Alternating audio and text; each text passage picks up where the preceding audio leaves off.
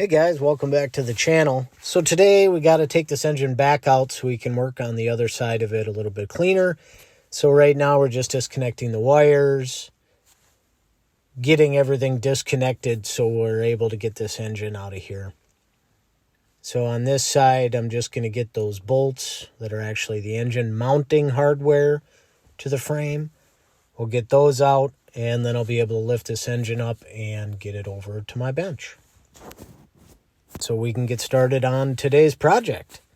Hey, thanks for tuning in. Hit that like, subscribe. If you're feeling wild, hit the bell for notifications. We are getting so close to finishing up this Cub Cadet repower that I can taste it. And I'm so very happy that you've tuned in for it. So thank you much.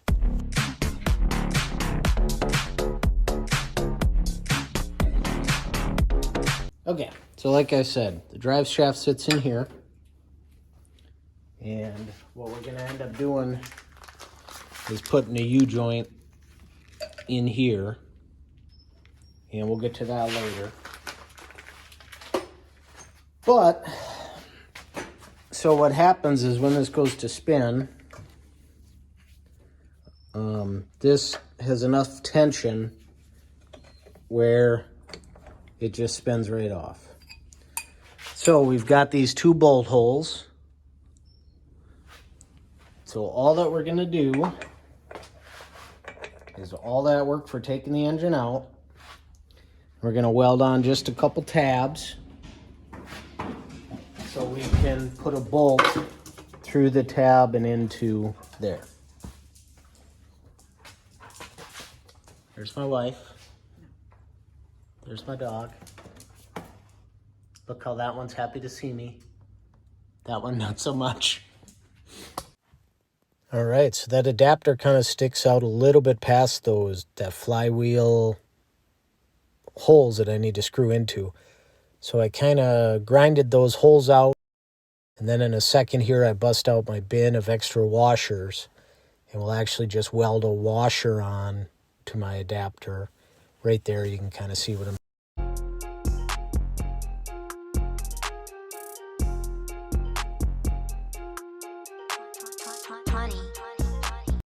All right, so now that we got the engine out, a couple other things we're going to work on since we're here and we have the engine in front of us and it's easier to deal with.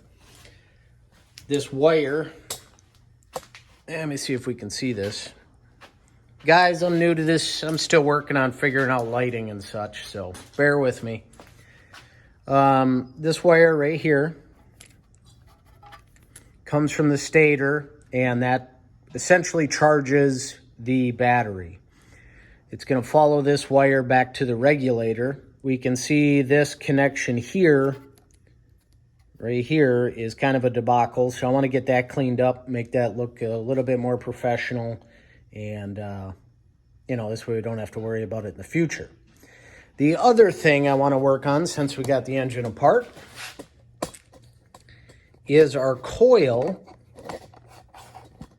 And if you remember in the last video when I had the engine in the tractor and it was running, I couldn't shut it off. Now typically on these coils, there's a little pad that sticks out and you can hook a wire up to it, and then when you ground it, this is always going to take the path of least resistance when sending electricity. So it goes to the ground and then it stops firing off the spark plugs and it kills the engine. Typically it runs through your ignition system. When you turn your key back, that's when it grounds it. But I don't want to rewire my whole ignition system and all that. So what I want to do is just run a ground wire on a toggle switch or a push button. And then when I either toggle it or push it, it grounds it and it kills the engine. So that's kind of the explanation. But I don't know where the heck the little tab is to ground it. So I'm kind of in search mode to figure out how the heck we ground this thing out. And the only thing I can kind of find is there's this little screw here that does have a tiny wire connected to it. I don't know if you can really see that.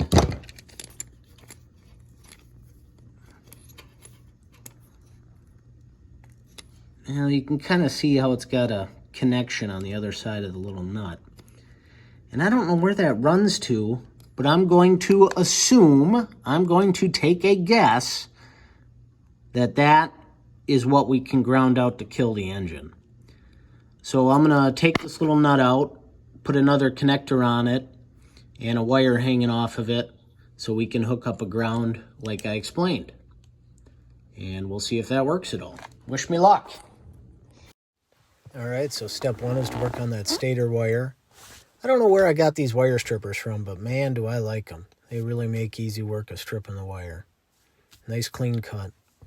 So we get that stator wire kind of set up for a plug-in on the other side of the engine. Here we're just going to twist it together and run some electrical tape, apply some heat, get those heat shrunk, and then they look real good. Where that wire connects to, I put on a quick connect. So if we ever have to disconnect and take the engine off again, I've got that available. Now on this coil, guys, if you've got some ideas for me, let me know. I know there's a way to ground this out.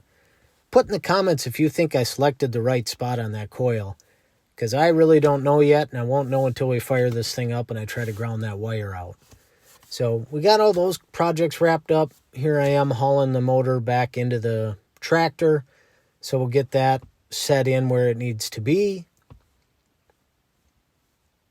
And like I said earlier in another film, you know, kind of a debacle with the loader and stuff on there, having to lift it up and over, and kind of awkward.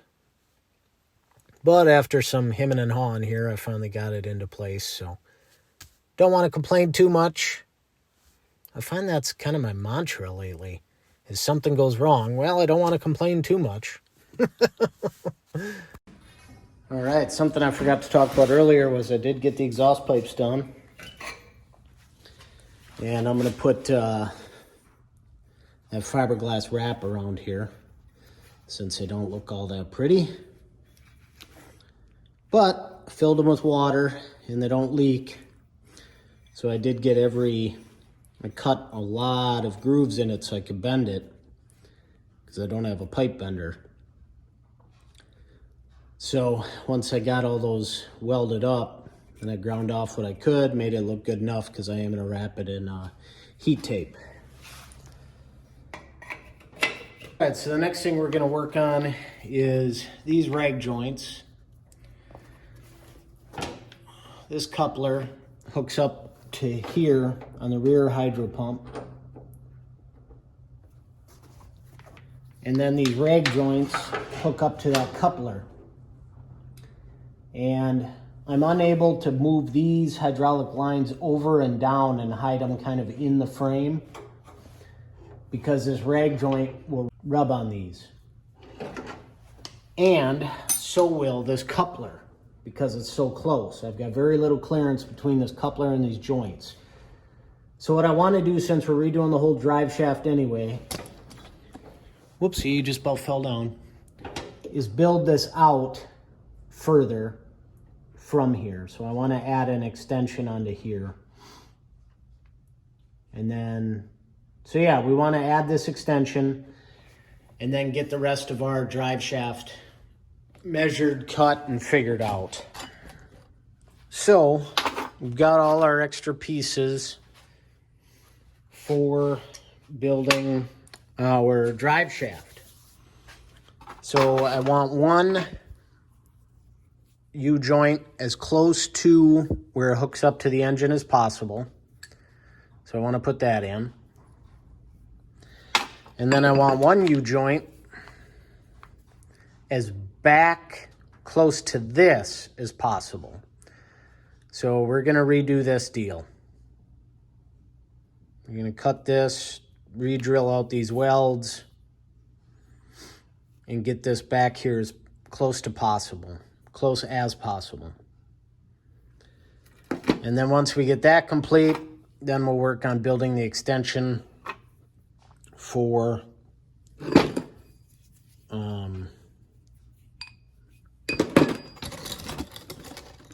I'll use this one as an example. We'll build the extension to get this on to the rear hydraulic pump.